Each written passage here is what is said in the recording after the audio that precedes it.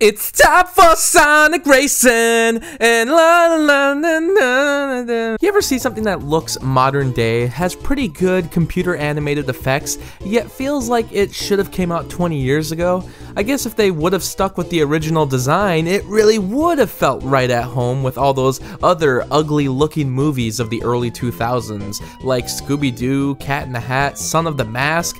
They all have a familiar look, and Sonic should belong in that category.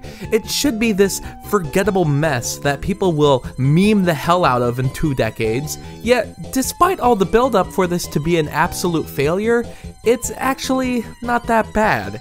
I don't know if it's fair to give a critical review like that, to expect something awful and get something that's instead normal and concise. Sonic the Hedgehog is getting points just for doing better than what we imagined, and realistically, if this wouldn't have had the prior controversy about the abysmal, grotesque character design, this would have been released quietly to no fanfare, and to a mediocre response. It still did numbers I figured it would, and the response hasn't been extremely positive, but I still suspect that every audience member had the initial trailer still stuck in their head, and then they had a sigh of relief. Without that baggage, do I still think Sonic the Hedgehog is worth it? Well, like I said about those early 2000s films, as a comparison, I kind of wish a lot of those other projects would have turned out more like this.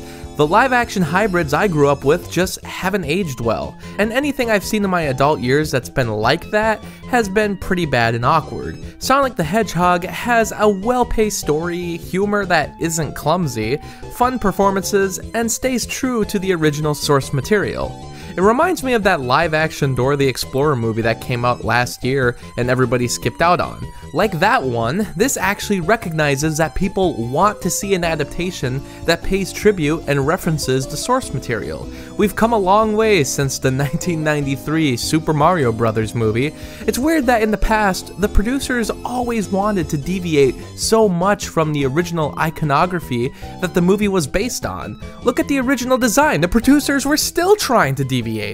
I can't ignore that this is a video game adaptation, so automatically it's one of the best ever done. If cartoon-based live-action features are terrible, then video game films are the scum of the universe. Sonic the Hedgehog actually does the work of feeling like the character and the world. The only mistake is to have him enter the real human world, which is still a huge problem with these family flicks. Why can't they just stay in their universe? In fact, why can't the whole thing be animated? I'm sure they do this because it gives more incentive to the parents to bring their children to the theater, because some chart somewhere has data about adults hating animation. This can still be dated at times, but not in a bad way. I just really believe this was filmed in the year 2001 and never came out until now. Jim Carrey hasn't done a performance like this in years. I guess the most recent comedic work would be in Dumb and Dumber 2, which came out 6 years ago already. I was a little wary about him doing Robotnik. Being out of the comedy game for this long and having major life changes can sometimes dwindle the actor's chops, but honestly, he really works well. I wish he would have gotten more screen time because he does the role justice, while making it all his own, and by the end, we see him in full Eggman cosplay, so this paid off. I also like James Marsden's camaraderie with Sonic, even though the Hedgehog himself is a bit annoying. I hope that they would have brought more of the Sega characters into this one, but like a lot of origin stories, they need to hold off from making things too interesting so they can save it for a sequel. This can always be risky because you can't just assume there will be a follow-up, but luckily Paramount has been receiving dwindling returns on their franchises, and this one was actually a hit, so I'm sure we're going to see many new adventures in the future. I'm just waiting for Tails because I actually like him. He deserves much better than to be relegated to an after-credits sequence. The goofy plot makes up for the flat-looking cinematography, the funny jokes make up for the shoved-in product placement, and the improved effects make up for Sonic's irritating non-stop talking. It's a mixed bag all around and follows the basics of any popcorn family film. It'll entertain the kids, but I'll give Sonic the Hedgehog 2.5 out of 5 stars.